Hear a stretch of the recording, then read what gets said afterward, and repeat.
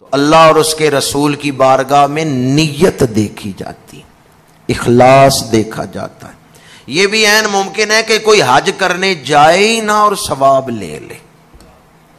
حضرت عبداللہ بن مبارک، جن کی ابھی میں نے آپ کے سامنے نیت بیان کی زمزم کے حوالے سے، بعض بزرگوں نے یہ واقعہ ان کی نسبت سے بیان کیا ہے کہ وہ حرم میں سوئے ہوئے تھے، تو انہوں نے دیکھا دو فرشتے اترے ہیں اور آپس میں خواب دیکھ رہے ہیں، آپس میں گفتگو کر رہے ہیں کہ اس سال 6 لاکھ آدمیوں نے حج کیا ہے۔ دوسرا کہتا ہے پتہ ہے ان 6 لاکھ میں سے کسی کا حج بھی قبول نہیں ہوا، کسی کا حج بھی قبول نہیں ہوا،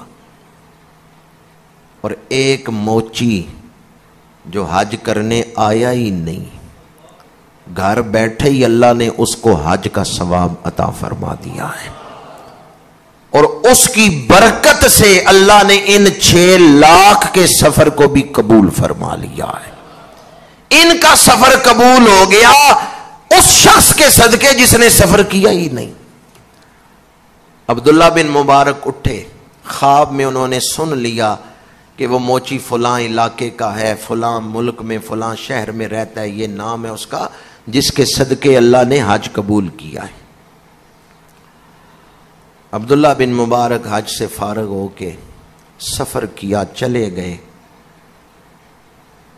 اور جب آپ اس موچی کے گھر پہنچے، اس سے پوچھا کہ تم اس دفعہ حج کرنے نہیں گئے، میں نے سنا تمہارا ارادہ تھا۔ تو اس نے کہا میرا ارادہ تھا، میں نے ایک ایک کر کے پیسے جوڑے تھے حج کرنے کے لیے۔ ایک دن پڑوسیوں کے گھر سے گوشت پکنے کی خوشبو آئی، تو ہم تو فقر و فاقہ کرتے تھے، پیسے جوڑ رہے تھے حج کے لیے۔ ایسے لوگ بھی تاریخ میں گزرے ہیں جو ایک وقت کا کھانا ہی اپنا چھوڑ دیتے تھے، یہ پیسے میں حج کے لیے جوڑا۔ ایسے لوگ بھی گزرے۔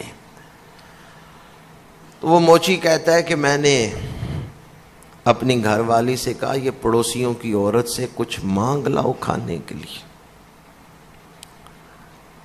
میری گھر والی گئی تو اس پڑوسن عورت نے کہا یہ کھانا تمہارے لیے جائز نہیں ہے۔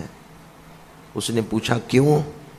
تو اس پڑوسی عورت نے کہا کتنے دنوں سے ہمارے گھر میں کچھ نہیں پکا تھا، ہم فاقے سے تھے، تو آج جان بچانے کے لیے ایک مردار کے جسم سے گوشت کاٹ کے لائے۔